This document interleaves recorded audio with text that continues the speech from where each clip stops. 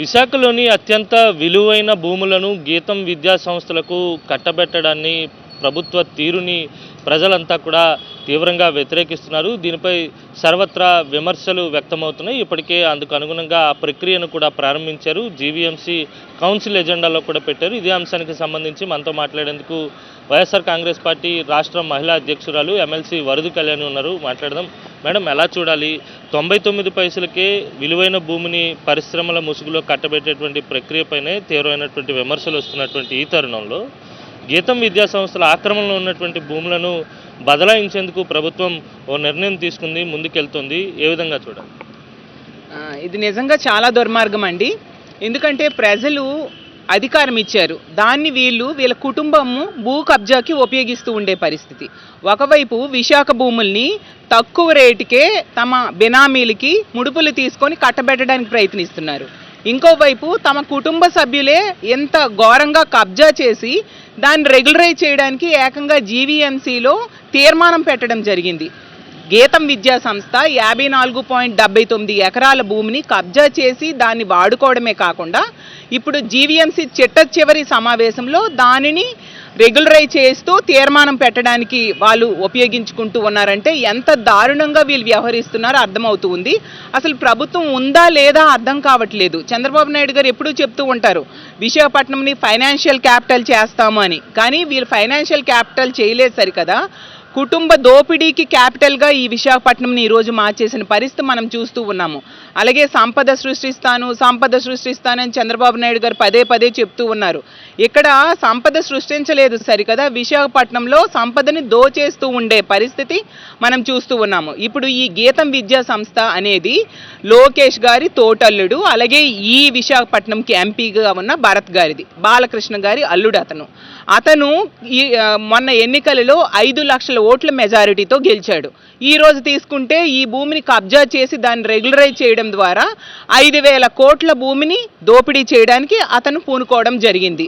ఎంత దారుణంగా వీళ్ళు వ్యవహరిస్తున్నారో అర్థం చేసుకోవచ్చు.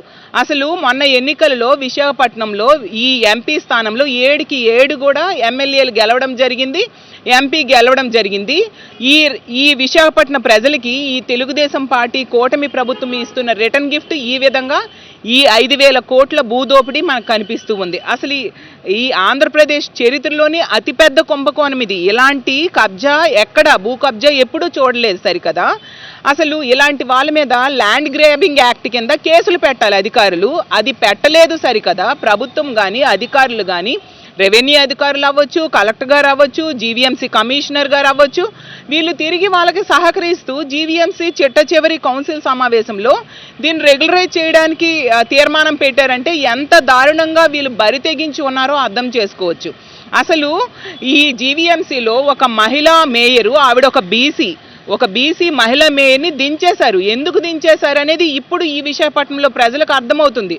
ఎందుకంటే వీళ్ళు కబ్జా చేసిన ఈ 5,000 కోట్ల భూమిని రెగ్యులరైజ్ చేసుకోవడం కోసం ఆ రోజు కార్పొరేటర్స్ని అడ్డగోలుగా డబ్బులు ఇచ్చి కొని వాళ్ళని ఉపయోగించి మేయర్ స్థానాన్ని వీళ్ళు కబ్జా చేసి ఈరోజు భూమిని కూడా కబ్జా చేసే పరిస్థితి మనం చూస్తూ ఉన్నాము. దీన్ని మేము తీవ్రంగా ఖండిస్తూ ఉన్నాము. గతంలో చూస్తే జగన్మోహన్ రెడ్డి గారు ముఖ్యమంత్రిగా ఉండేటప్పుడు రిషికొండలో ప్రభుత్వ భూమిలో ప్రభుత్వ భవనాలు కడితే దానికి చంద్రబాబు నాయుడు గారు అవ్వచ్చు, లోకేష్ గారు అవ్వచ్చు, ముఖ్యంగా పవన్ కళ్యాణ్ గారు అవ్వచ్చు రచ్చ చేశారు, నానా యాగి చేశారు. కానీ ఇప్పుడు ప్రభుత్వ భూమిని ప్రైవేటు సంస్థ కబ్జా చేయడమే కాకుండా దాన్ని రెగ్యులరైజ్ ప్రభుత్వమే చేస్తూ ఉంటే వీళ్ళు ఎందుకు నోరు మెదపట్లేదు అని నేను అడుగుతూ ఉన్నాను. అసలు వీళ్ళు ఎందుకు ఇలా నిమ్మక నీరెత్తినట్టుగా ఊరుకున్నారు అంటే వీళ్ళు ఈ ల్యాండ్ గ్రాబింగ్ని ప్రోత్సహిస్తూ ఉన్నారు. ప్రభుత్వ భూమిని కబ్జా చేయడానికి వీళ్ళు సహకరిస్తూ ఉండే పరిస్థితి ప్రతి సందర్భంలో కూడా మనకు కనిపిస్తూ ఉంది. ఎంత దారుణం అంటే ఈ విశాఖపట్నంలో ఫుట్పాత్ మీద చిన్న వ్యాపారాలు చేసుకునే వాళ్ళని బుల్డోజర్లు ఉపయోగించి ఇదే ప్రభుత్వం వాళ్ళ బడ్డీల్ని తొలగించిన పరిస్థితి గతంలో చూసాం. అలాగే ప్రభుత్వ భూమిలో చిన్న గుడిసెలు వేసుకుని బ్రతికే పేదవాళ్ళ గుడిసెల్ని వీళ్ళు ప్రొక్లైన్స్ ఉపయోగించి తొలగించారు ఈ ఎంపీ భరత్ గారు, ఈ కూటమి ప్రభుత్వంలో అధికారులు. మరి వీళ్ళకి మాత్రం 54.79 ఎకరాల స్థలం వీళ్ళు కబ్జా చేస్తే దాన్ని రెగ్యులరైజ్ చేయడానికి వీళ్ళు ప్రయత్నిస్తూ ఉండే పరిస్థితి. అంటే పేదవాళ్ళకి ఒక రూలు, ఇలాంటి పెద్దోళ్ళకి ఒక రూలా అని నేను అడుగుతూ ఉన్నాను. దీన్ని మేము తీవ్రంగా ఖండిస్తూ ఉన్నాము. అలాగే తీసుకుంటే రెవెన్యూ శాఖ 2012లో జీవో నంబర్ 571 ఇచ్చింది. అందులో ప్రభుత్వ భూమి ప్రైవేటు సంస్థలు కేటాయించకూడదు అని స్పష్టంగా చెప్పడం జరిగింది. అలాగే సుప్రీంకోర్టు 2011లో జగ్పాల్ సింగ్ కేసులో చెప్పిందనమాట, స్థానిక సంస్థల పరిధిలో ఉన్న ప్రభుత్వ భూమి ప్రైవేటు సంస్థలకు కేటాయించకూడదు, వాళ్ళకి అలాట్ చేయకూడదు అని చెప్పడం జరిగింది. మరెందుకు జీవీఎంసీ అధికారులు అవ్వచ్చు, రెవెన్యూ అధికారులు ఈ విధంగా కేటాయించడానికి, గీతం సంస్థకు కేటాయించడానికి ప్రయత్నిస్తూ ఉన్నారు? అంటే సుప్రీంకోర్టు ఆదేశాల మీద వీళ్ళకి గౌరవం లేదా, న్యాయస్థానాలంటే గౌరవం లేదా, వాటిని ధిక్కరిస్తూ అయినా కూడా వీళ్ళు ఈ ప్రభుత్వ భూమిని గీతం సంస్థ కేటాయించడానికి ప్రయత్నిస్తారా? ఎంత దారుణం, ఎంత దుర్మార్గం ఇక్కడ ఈ విశాఖపట్నంలో జరుగుతుందో మనం అర్థం చేసుకోవచ్చు. మా వైఎస్ఆర్ కాంగ్రెస్ పార్టీ దీన్ని తీవ్రంగా ఖండిస్తూ ఉంది. ఖచ్చితంగా ఎప్పటికైనా ఈ ప్రభుత్వ భూమిని వీళ్ళు కబ్జా చేశారు, ఆ కబ్జాని రెగ్యులరైజ్ చేయడానికి ఒక ప్రాసెస్ చేస్తూ ఉన్నారు. ఈ ప్రాసెస్ని, ఈ ప్రక్రియని తక్షణమే నిలిపేయాల్సిందిగా మేము డిమాండ్ చేస్తూ ఉన్నాము. అలాగే ఈ కబ్జా చేసిన 54.79 ఎకరాలు కబ్జా చేసిన గీతం సంస్థ మీద కేసులు పెట్టాలి, ల్యాండ్ గ్రాబింగ్ యాక్ట్ కింద. అలాగే దాన్ని సహకరిస్తున్న అధికారుల మీద కూడా తక్షణమే కేసులు పెట్టాల్సిన అవసరం ఉంది. అసలు వీళ్ళు ఎందుకు అలాట్ చేస్తారు, ఎందుకు రెగ్యులరైజ్ చేస్తారు? గీతం సంస్థ ఏమైనా పేద విద్యార్థులకి ఉచితంగా చదువు చెప్తుందా? అక్కడ ఫీజులు తీసుకోవట్లేదా? అసలు అనాథ పిల్లలకి ఏమైనా హాస్టల్స్ రన్ చేస్తున్నారు? ఏం చేస్తున్నారు పేదవాళ్ళకి? ఎందుకు రెగ్యులరైజ్ చేస్తున్నారు?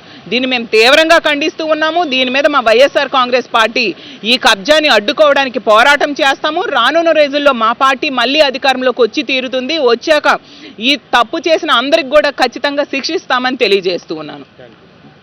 ఇది మొత్తం మీద గీతం విద్యా సంస్థలకు భూములు క్రమబద్ధీకరించేటువంటి ప్రక్రియను వెంటనే ఉపసంహరించుకోవాలని చెప్పి వైఎస్ఆర్ కాంగ్రెస్ పార్టీ తరఫున డిమాండ్ చేస్తున్నామని, అలాగే వైసీపీ భవిష్యత్తులో అధికారంలోకి వచ్చిన తర్వాత ఈ భాగోతం వెనుకున్నటువంటి అధికారులపై కూడా చర్యలు తీసుకుంటామని హెచ్చరిస్తున్నారు.